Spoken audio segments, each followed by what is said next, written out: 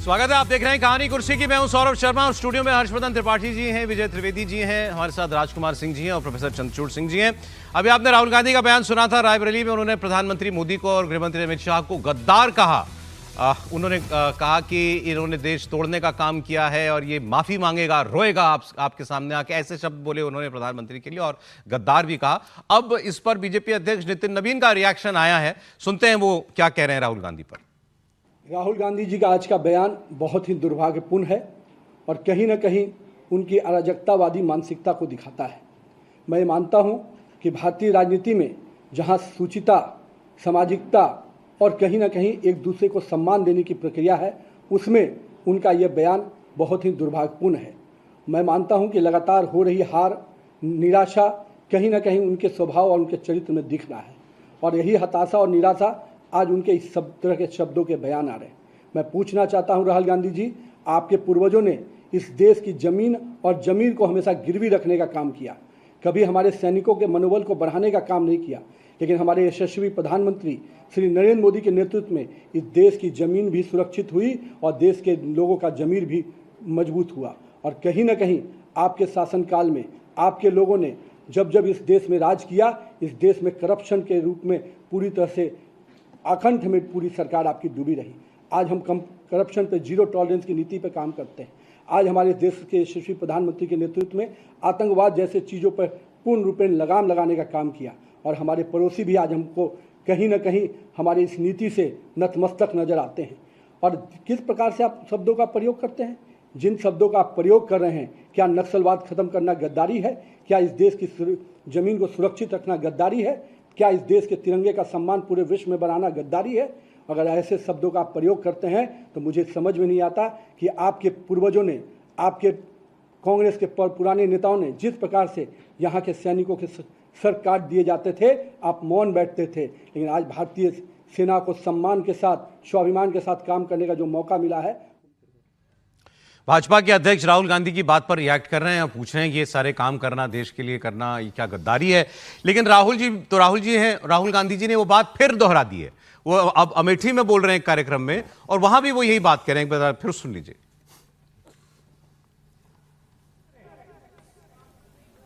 Video बना रहे हैं जैसे मजाक चल रहा है। वापस आएंगे, आप देखना क्या होता है। वापस आएंगे, आर्थिक तूफान आएगा, गरीब लोगों को चोट लगेगी, किसानों को खाद नहीं मिलेगी, पेट्रोल डीजल के दाम आसमान तक पहुंच जाएंगे, महंगाई बढ़ेगी।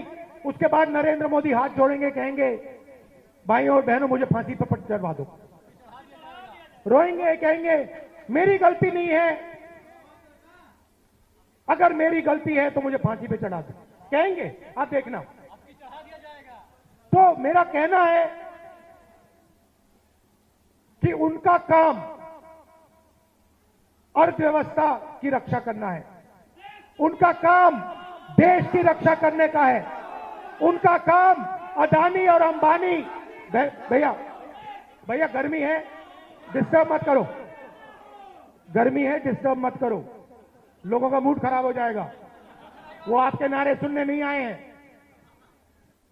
तो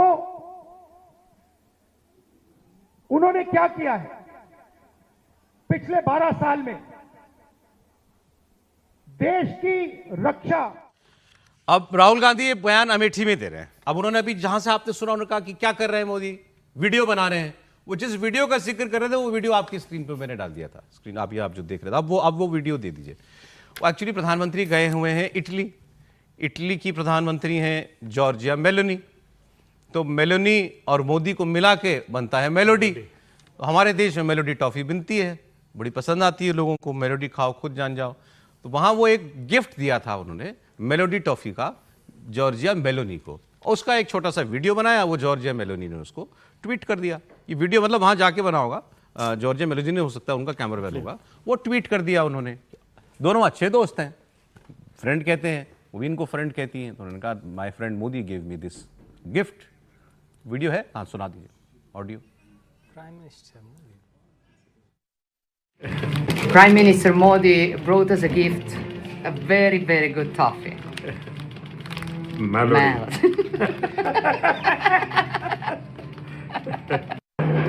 Prime Minister Modi brought us a gift. A very. Synchronize करके मेलोडी बोला उन्होंने। राहुल जी को पसंद नहीं आया। राहुल गांधी ने कहा क्या मजाक चल रहा है, देश में इतने बुरे हालात हैं, वो वहां जाकर के मजाक कर रहे हैं, वीडियो बना रहे हैं। पार्टी देखिए, कई बार ऐसा दिखता है ना कि प्रधानमंत्री नरेंद्र मोदी और उनकी जो टीम है वो गजब का काम करती है, लेकिन अब तो ये लग रहा है कि जॉर्जिया मेलोनी की जो टीम है वो भी उसी गजब के लेवल पर पहुंच गई, क्योंकि ये बिना सिंक्रोनाइजेशन के नहीं हो सकता है। और वैसे तो मतलब एक गुड वाइब्स हैं, दो देशों के राष्ट्राध्यक्ष एक दूसरे को गुड फ्रेंड कह रहे हैं, वहाँ जिस तरह से एक दूसरे के साथ जाते हैं वैसे ऐसे चित्र प्रधानमंत्री के दूसरे राष्ट्राध्यक्षों के साथ भी आते हैं। वही कार में बैठे हुए, वही किसी ऐतिहासिक धरोहर को देखते हुए, वही एक साथ दोनों जाते हुए कुछ बात करते हुए, लेकिन जैसे उसमें मेलोडी आ जाती है तो फिर मेलोडी तो चेंज हो जाता है।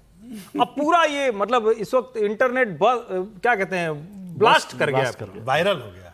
नहीं, ब्लास्ट कहना पड़ेगा, वायरल तो छोटा हो गया, इंटरनेट ब्लास्ट कर दिया है मोदी जी ने मेलोनी। एक और जो बात है कि दोनों इंटरनेशनल इश्यूज पर लगभग एक जैसी सोच रखते हैं। एक समय में ये ट्रायोका कहा जाता था और जॉर्जिया मेलोनी ने एक इंटरनेशनल कॉन्फ्रेंस में बाकायदा ये कहा था कि डोनाल्ड ट्रंप, नरेंद्र मोदी और हम मिलकर ये ट्रायोका बनाते हैं। अब ट्रंप थोड़ा सा अलग तरीके से चलते हैं तो कई बार मेलोनी उनके खिलाफ भी जाती हैं, लेकिन इंटरनेशनल इश्यूज पर दोनों की बड़ी भूमिका भी है और भारत और इटली के जो रिश्ते हैं वो बड़े महत्वपूर्ण हैं टेक्नोलॉजी के तौर पर, आज के एडवांस टेक्नोलॉजी में, दूसरी चीजों में, तो उसको भी हम बेहतर तरीके से देख सकते हैं। और बाकी तो मेलोडी तो है ही, तो मेलोडी खाओ खुद जान जाओ। अब क्योंकि राहुल गांधी तो वहां जनता पे भी नाराज हो गए कि भैया डिस्टर्ब मत करो, यहाँ लोगों को प्रॉब्लम होती है आपके नारे सुनने के लिए। अपने ही कार्यकर्ताओं को कह रहे हैं कि तुम्हारे नारे सुनने के लिए थोड़ी आए हैं यहाँ पर लोग, कहते हैं मुझे सुनने के लिए आए हो आप, तुम लोग जो है डिस्टर्ब कर रहे हो। उनको अच्छा नहीं लगा मेलोडी। राहुल गांधी को क्या अच्छा लगता नहीं लगता ये तो राहुल को भी नहीं पता होगा, लेकिन मैं ये बहुत सीरियसली ये कह रहा हूँ कि भारत की यूरोपीय राज्यों के बीच काफ़ी एक्सेप्टेंस बढ़ती चली जा रही है और भारत के विकसित होने के लिए यूरोप हमारे लिए बहुत इंपॉर्टेंट है। ये जो भी जेस्चरल एक ऑप्टिक्स होता है पॉलिटिक्स में, हम सब जानते हैं, और इससे दोनों, कम से कम आप ये नहीं, आप सिर्फ इस तस्वीर को देख रहे हैं, तस्वीर के पीछे अगर आप जाइए तो इससे जो सिटीजन कनेक्ट होता है उसको भी काफ़ी बढ़ावा मिलता है। क्योंकि आपको लगता है कि भाई ऐसा है कि वहाँ का नेता जो है हमारे नेता के साथ अगर इतने वार्म रिलेशनशिप, इनफॉर्मल हाँ, हैं तो उससे, क्योंकि भारत को भी क्लीन एनर्जी चाहिए सर, भारत को अभी ट्रेड डील्स करने हैं, भारत के लिए ये जो इंफ्रास्ट्रक्चरल कॉरिडोर है जो यूरोप तक ये India middle east Europe corridor बनना है, तो उसके लिए ये आवश्यक है कि राष्ट्राध्यक्षों के बीच में और इस प्रकार के लोगों के बीच में इस प्रकार की जो गर्मजोशी है, भाई दो देशों के नेता क्या एक आपस में एक लाइट मोमेंट शेयर नहीं कर सकते? क्यों नहीं कर सकते? पाप है क्या? नहीं, बिल्कुल कर सकते हैं, और ये हाल के वर्षों में ये ट्रेंड हमने देखा है। और यूरोप में तो बहुत कॉमन है। बिल्कुल बहुत पहले भी होता था। इंदिरा गांधी के जमाने में रशियन जो शासनाध्यक्ष थे उनके साथ देखें आप, बड़ी दोस्ती की चर्चा होती थी। यासर अराफात इंदिरा गांधी को बहन मानते थे, और राजीव गांधी के समय बेनजीर भुट्टो की चर्चा नहीं होती, उस तरह की चर्चा होती रही है। और अगर आपस में अच्छे रिश्ते हैं, वैसे तो मैं मानता हूं कि दो देशों के रिश्ते आपसी हितों से संचालित होते हैं, लेकिन अगर दोनों देशों के नेताओं के बीच अच्छे रिश्ते हैं तो कई चीजें बहुत आसान। अब ये तो बोल दिया राहुल जी ने, इस पर इतनी लंबी चर्चा होनी नहीं थी, फिर भी सर आप नहीं, मुझे कोई इसमें आपत्ति, अच्छा है। और ये सब चीज़ें डिप्लोमेसी के, पार्ट ऑफ डिप्लोमेसी के तौर पर भी देखता हूँ। और जितना दो देशों के अध्यक्ष, मतलब जो भी स्टेट्स हेड हैं, उनमें एक पर्सनल बेटर रिलेशनशिप भी होती है, तो वो भी बहुत सारी, क्योंकि देखिए देशों की जो राजनीति है उसमें उनकी अपनी जो इंटरनल पॉलिटिक्स है वो भी तो बहुत सारी चीज़ों पर असर डालती है। तो यदि उसमें रिलेशनशिप आपकी पर्सनल बेटर हो तो उसमें से कुछ ऊपर नीचे होता है तो उसको रास्ते को ठीक कर सकते हैं। मैं तो बस ये देख रहा था कि ये तो बहुत सुंदर पिक्चर, और जो कहा गया कि बस्ट कर दिया, एक तरह से ब्लास्ट कर दिया है, लेकिन अब बीजेपी के कुछ लोग इटली को लेकर थोड़ा सा पॉजिटिव होंगे कि नहीं होंगे? नहीं, बहुत पॉजिटिव हो गए सर। वो कह रहे हैं, वो मतलब लाइटर नोट पे ही, इसको सीरियस मत लीजिएगा, लेकिन लाइटर नोट पे लोग वो कह रहे हैं कि भाई इटली ही है, लेकिन थोड़ा हमारा समय और चॉइस में हो गया। खैर, वो लाइटर नोट पे था। मनोज झा बड़ी लंबी सी पोस्ट लिख डाले हैं, बहुत लंबी, इसी पर लिख डाला है आरजेडी वाले। आजकल। और एक और इंटरेस्टिंग जानकारी, पार्ले इंडस्ट्रीज उसका शेयर चढ़ गया है, जिसका इस टॉफी से कोई लेना देना नहीं, जो ये टॉफी बनाती है। नहीं, पहले जिसका लेना बनाती देना थी। नहीं। अब वही कह रहा हूँ, जो मेलोडी टॉफी वाली पहले वाली, पहले अच्छा, वो कंपनी अभी इससे कोई लेना देना अब नहीं है। लेकिन मेलोडी खाओ, खुद जान जाओ। गजब है, गजब। अब आइए फिर इस बहाने हम अंतर्राष्ट्रीय खबरों की बात कर लेते हैं। आज पुतिन जी जो है वो चाइना पहुंचे में, कल पहुंच गए थे, इनफैक्ट वो मंगलवार को पहुंच गए थे। उनका दौरा बड़ा अहम है और उम्मीद करें कि ये दो, शी जिनपिंग और पुतिन, ये कुछ ईरान को समझा लें, कुछ ट्रंप को दबा लें, जैसे भी ये युद्ध खत्म करवाएं अगर, उसमें इनकी बड़ी भूमिका जो है वो हो सकती है। अमेरिका और ईरान के बीच जो जंग चल रही है, क्या ये खत्म होगी? तो पहले अमेरिकी राष्ट्रपति ट्रंप वो चाइना गए थे, आज पुतिन पहुंच गए हैं। ट्रंप ने जो स्टेटमेंट दिया है, पहले मैं आपको दिखाता हूं, फिर हम पुतिन वाली बात करेंगे। ट्रंप दोनों बातें कह रहे हैं कि अभी एक हमला तो होगा, वो मैंने रोका हुआ है, और ये भी कह रहे हैं कि बातचीत भी होगी, वो भी बड़ी जल्दी होगी। ये भी कह रहे हैं कि जंग बड़ी जल्दी खत्म भी होगी और तेल के दाम भी नीचे आ जाएंगे। सब कुछ कैसे होगा, सुनते हैं। We're going to end that war very quickly. They want to make a deal so badly. They're tired of this. Should have happened for 47 years. Somebody should have done something about it, and it's going to happen, and it's going to happen fast. And you're going to see oil prices plummet. They're going to come down. There's so much oil out there. They're going to come plummeting down. कैसे होगा sir? ये वो तो सारी बातें बता गया। अच्छा, पुतिन वाली तस्वीरें भी दिखा दीजिए। चलिए, अब डोनाल्ड ट्रंप के बीजिंग दौरे के 7 दिनों के बाद रूस के राष्ट्रपति व्लादिमीर पुतिन वो पहुंच गए हैं। वो देखिए, ऐसा स्वागत तो नहीं किया था इन्होंने ट्रंप का, बेईमानी कर रहे हैं चीन वाले सर, ऐसा स्वागत तो नहीं था। ये तो दोस्त वाला स्वागत किया है इन्होंने पुतिन का, दिल से आपका स्वागत है टाइप। अब पुतिन तो दोस्त है ना चीन के। और आप सोचिए ना, ये कोई बहुत, इसको यदि देखा जाए कि ट्रंप के इमीडिएट बाद ये विजिट हो रही है, इसके ही बहुत बड़े मायने हैं। और वो एक रेस्पॉन्स के तौर, मैं इसको ये नहीं कह रहा कि अभी कुछ लोग कह सकते हैं कि ये तो बहुत प्लान था, पिछले साल हो गया था और ये हो गया था, ये ऐसा है नहीं। ये ट्रंप की विजिट का रेस्पॉन्स ही है। और पुतिन के साथ अब जो ऑप्टिक्स यहाँ पर होंगे, उससे आप कंपेयर कर सकेंगे कि चाइना और रशिया और चाइना और अमेरिका। पुतिन ने शी जिनपिंग को कहा है माय डियर फ्रेंड। हाँ, तो इसीलिए कह रहा हूँ कि वो दोनों चीज़ों पर बहुत असर होगा। और उसका, इस विजिट का और इसके जितने ऑप्टिक्स हैं, वो इस जंग के आगे के जो फ्यूचर है उस पर भी बहुत सारी बातें तय करेंगे। नहीं, ये भी तय कर दिखा रहा है कि जो एक वैश्विक व्यवस्था है, जो अभी विखंडित, जिसको आप मान सकते हैं, उस विखंडित वैश्विक व्यवस्था में किस प्रकार से चीन अपने आप को लेवरेज कर रहा है और राइवल पावर्स जो हैं उसको किस प्रकार से अपने एक फलक्रम के रूप में वो दिखाना चाहता है अपने आप को। मुझे लगता है कि ये इस मीटिंग से तो मुझे यही समझ में ट्रंप क्या कह रहे हैं? रिपोर्टर ने पूछा, how many days does Iran have to come to the table, कितने दिनों में उसको अब समझौता करना पड़ेगा? तो उसने जवाब दिया ट्रंप ने, 2 days, 3 days, Friday, Saturday, maybe Sunday, maybe early next week, a limited period of time. सब लिमिटेड टाइम है, लेकिन मंडे, ट्यूसडे, वेडनेसडे, फ्राइडे, कभी भी बात हो जाएगा। हाँ, how close were you to striking Iran yesterday? आप ईरान पर हमला करने की कितना करीब पहुंच गए थे? I was an hour away, मैं तो 1 घंटे बाद हमला करने वाला था, मैंने नहीं किया। नहीं, वो तो उस पर कल उन्होंने बोला था ना कि फिर ट्रंप ने कहा, I got a call yesterday, yes sir could you wait, we think we are close to a deal. मतलब किसी गल्फ कंट्री के नेता ने कहा, बहुत समझौता होने वाला है, समझौता होने वाला है। फिर we may have to give them another big hit, I am not sure yet. उनको एक बार और मारना पड़ेगा मुझे, but I am not sure. गजब आदमी है सर। देखिए, 2 चीज़ें, एक तो जिन फोन कॉल की बात कर रहे हैं, सऊदी अरब और यूएई की तरफ से इंटरवीन करने की बात कही जा रही है जी। लेकिन एक डेवलपमेंट और है कि अमेरिकी संसद में डोनाल्ड ट्रंप की सैन्य शक्तियों को सीमित करने वाला प्रस्ताव पारित हो गया है। अच्छा, डेमोक्रेट्स का प्रस्ताव था और इसमें ट्रंप की पार्टी के 4 सांसदों ने भी उसका समर्थन किया है। एक डेवलपमेंट तो यह है। दूसरा, हम बात कर रहे थे पुतिन की चीन यात्रा का। ये सिर्फ अमेरिका और चीन संबंधों जैसा नहीं है।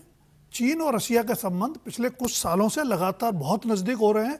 2013 में शी जिनपिंग राष्ट्रपति बनते हैं और तब से अब तक शी जिनपिंग और पुतिन की 40 बार मुलाकात हो चुकी है। 40? जी, मुझे नहीं याद पड़ता दुनिया में किसी 2 देशों के शासनाध्यक्षों और राष्ट्राध्यक्षों की इतनी मुलाकातें हुई होंगी।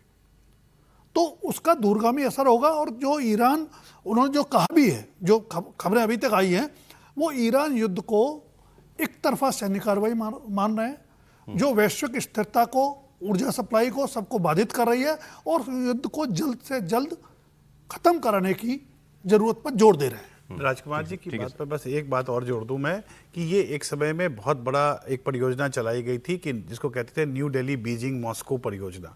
तो उस परियोजना में ये दोनों जो देश हैं, चीन और रूस, ये दोनों एक दूसरे के ये बड़े समाधान होने वाला है युद्ध का नहीं, या नहीं, इतना बता दें आप, मैं उनकी तो राय जानता हूँ। हाँ? नहीं, जल्दी इन बातों से क्या लग रहा है? मतलब देखिए, जो ट्रंप की बातें होती हैं वो एक साथ दो चीज़ों को साधती हैं। एक तरफ तो वो अपने डोमेस्टिक पॉलिटिक्स में जो उनके खिलाफ एक काफ़ी गिरावट आ रही है, उनका जनाधार कम हो रहा है, उसको साधने की कोशिश करते हैं। दूसरी तरफ वो सोचते हैं कि इस प्रकार से मनोवैज्ञानिक कूटनीति करने से शायद टेबल पर मार्केट्स में मैनिपुलेट करते हैं, मार्केट्स को मैनिपुलेट करते हैं, तेल ना बढ़े, बिल्कुल बिल्कुल, शेयर मार्केट्स में मांग ना लग जाए। खैर नहीं, देखिए क्या असर होता है इसका। अब राहुल गांधी जी ने एक और ट्वीट किया हुआ है, वैसे 2 बजे अभी ट्वीट किया। अच्छा, आर्थिक तूफान सर पर है और हमारे प्रधानमंत्री इटली में टॉफी बांट रहे हैं। वीडियो दे दीजिए, वीडियो। आर्थिक तूफान सर पर है और हमारे प्रधानमंत्री इटली में टॉफी बांट रहे हैं। किसान, युवा, महिलाएं, मजदूर और छोटे व्यापारी सब रो रहे हैं। प्रधानमंत्री हंसकर रील बना रहे हैं और बीजेपी वाले ताली बजा रहे हैं। ये नेतृत्व नहीं, नौटंकी है। और उसके ठीक नीचे किसी ने मोदी जी के हाथ में बरनौल पकड़ा के ऐसे दिखा दिया राहुल जी को। वैसे राहुल जी का नानी घर भी तो है, अब उनके नानी घर में जाके इस प्रकार की बातें। चलें, खैर आगे बढ़ते हैं, कुछ समय बचा हुआ है जी। 2-3 और खबरें हमारी राष्ट्रीय राजनीति से जुड़ी हुई, वो बात कर लेते हैं। मतलब ठीक है, मोदी जी राष्ट्राध्यक्षों से मिलते हैं, मेलोडी दे रहे हैं जॉर्जिया मेलोनी को, और वो जाकर किससे भोजशाला वाली खबर दे दीजिए। हाँ जी, वो कौन सी, इल्हान उमर, क्या नाम है, यही नाम है ना, इल्हान उमर, उससे जाकर मिलते। तो अपनी अपनी पसंद है, अपने अपना मिलना है। चल, मध्य प्रदेश के धार के भोजशाला वाला मामला आपको मालूम है, हाईकोर्ट ने फैसला दिया कि ये पूरा परिसर जो है ये मंदिर है, स्वीकार हो गया। मामला यहाँ पर काफी वक्त से चल रहा था। तो पहले यहाँ क्या था कि ASI ने ये व्यवस्था दी हुई थी कि यहाँ केवल मंगलवार को हिंदू पूजा करेंगे और शुक्रवार को नमाज हुआ करेगी। अब लेकिन जब इसको मंदिर मान लिया अदालत ने, तो देश भर से श्रद्धालु वहाँ माँ वाग्देवी की पूजा करने के लिए आ रहे हैं। कल तो बहुत जमावड़ा था मंगलवार के दिन वहाँ पर। 5 दिन पहले तक भोजशाला में हिंदुओं को हफ्ते में केवल एक दिन, मंगलवार को और वसंत पंचमी के खास मौके पर पूजा करने का अधिकार था। अब माहौल पूरी तरीके से बदल गया है। रविवार से भोजशाला में माहौल पूरा भक्तिमय बना हुआ है। हाईकोर्ट के फैसले के बाद पहले मंगलवार को श्रद्धालुओं ने मां वाग्देवी के मंदिर में अखंड ज्योत जलाई, अग्निकुंड में हवन किया। अब हिंदू समुदाय ये कह रहा है कि भोजशाला को हिंदू मंदिर घोषित करने से उनकी आधी लड़ाई अभी पूरी हुई है। उनकी पूरी लड़ाई परिसर के बाहर से मस्जिद हटने तक जारी रहेगी। और हाईकोर्ट का फैसला आने के बाद भोजशाला में हम नमाज की इजाजत नहीं देंगे। ASI ने अब जरूरी बदलाव शुरू कर दिए हैं। भोजशाला में नियम संबंधित एक बोर्ड लगा हुआ था, यही बताने के लिए कि कब हिंदू आएंगे और कब मुसलमान आएंगे। उसकी पुताई कर दी गई है, वो हटा दिया गया है अब वहां से। तो ये बात है। लेकिन जो मुस्लिम पक्ष, पहले यही देख लीजिए आप उस बोर्ड को कैसे हटाया गया, ASI का बोर्ड था।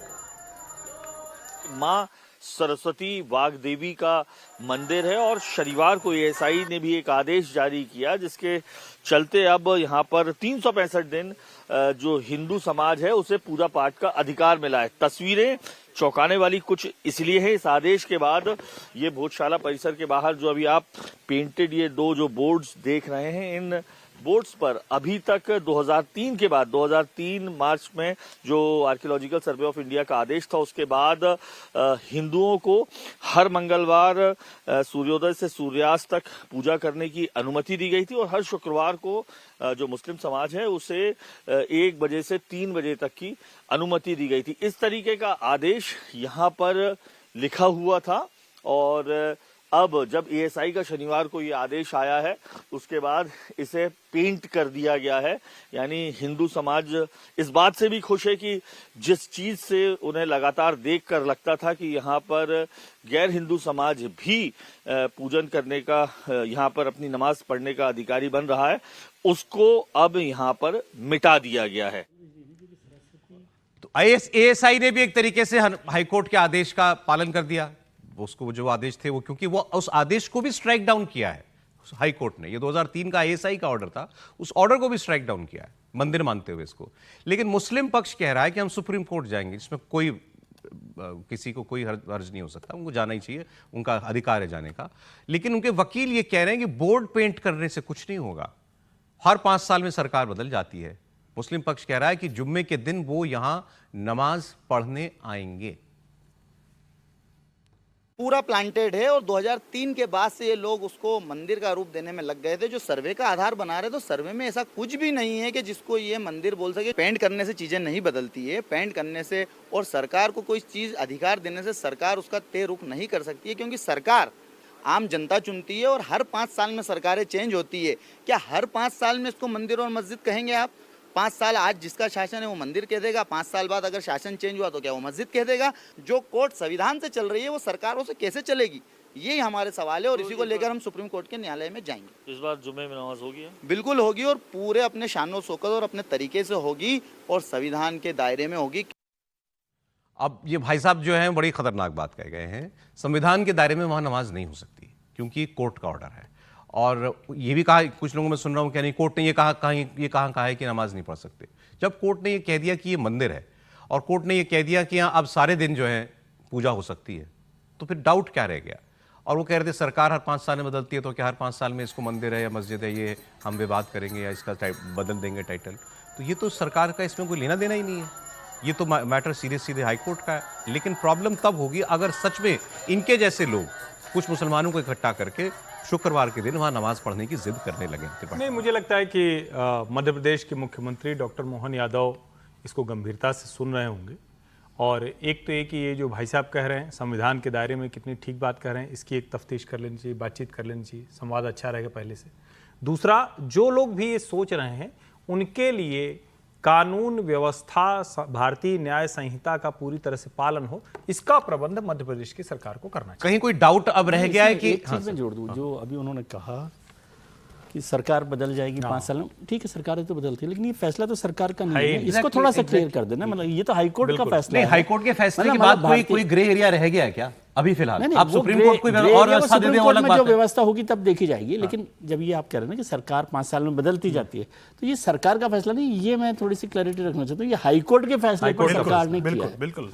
और सरकार को ही करना होता तो ये तो 20 साल से वहां पर बीजेपी की सरकार चल रही है। नहीं, वो किसी ने जैसे कहा कि भाई कहाँ हाईकोर्ट ने ये कहा कि नमाज नहीं पढ़ी जाएगी। जब मंदिर वही बात है कि मंदिर मान लिया तो फिर अब नमाज का अगर हर दिन पूजा होगी तो नमाज कहाँ होगी उसमें? तो अंडरस्टूड है वो चीज। नहीं, और मंदिर में तो पूजा हो नहीं सकती, वो नमाज हो नहीं सकती। अगर मंदिर मान लिया गया उसको, जजमेंट किस तरह से दिया जाता है? जजमेंट यही तो कहा जाता है कि इस पर आपका मालिकाना हक है। इसका मतलब है कि आप दूसरे का जो वादी प्रतिवादी है उसका नहीं है। सिंपल सी बात है। और इसमें सरकारों का कोई लेना देना नहीं है। भारत जैसे राज्य में, भारत जैसे सेकुलर राज्य में सरकारों का इससे कोई लेना देना नहीं। वो सरकार की बात इसलिए कह रहे थे कि उन्होंने कहा ना ये सर्वे फ्रॉड है, तो वो कह रहे थे कि सरकार ने अपना सर्वे करवा लिया, रिपोर्ट बनवा दी अपनी। तो उस सर्वे के आधार पर हाईकोर्ट का डिसीजन है ना भाई। बिल्कुल ठीक। ये तो हाईकोर्ट का डिसीजन है और उस हाईकोर्ट के डिसीजन के बाद वो सुप्रीम कोर्ट जा ही रहे हैं, जाना भी चाहिए उनको, जैसा आपने भी कहा ये उनका अधिकार है। लेकिन जब तक वहां से कोई निर्णय नहीं आता तब तक तो जो हाईकोर्ट का निर्णय है वही निर्णय वैध है और उसी निर्णय के हिसाब से वहां पर जो हो रहा है और जो होना चाहिए वो होगा। इसमें तो कहीं कोई ये है नहीं। अब एक बार आप जब कोई बतंडा ना खड़ा हो ना शुक्रवार को, सवाल इस बात का है। अब ये वो हो सकता है थोड़ा सा तो होगा, यहाँ पर सरकार की भूमिका, लेकिन वो सरकार की भूमिका में और डिस्ट्रिक्ट एडमिनिस्ट्रेशन की भूमिका है। एक्चुअली सरकार भी कहना थोड़ा सा अलग लगता है। हाँ, जिला प्रशासन से। लेकिन अब इसके अदालत के फैसले के बाद अब इसमें कोई हंगामा खड़ा करने के प्रयास होने नहीं चाहिए। हम उम्मीद तो यही करें, बाकी फिर नहीं तो सरकार को देखना पड़ेगा।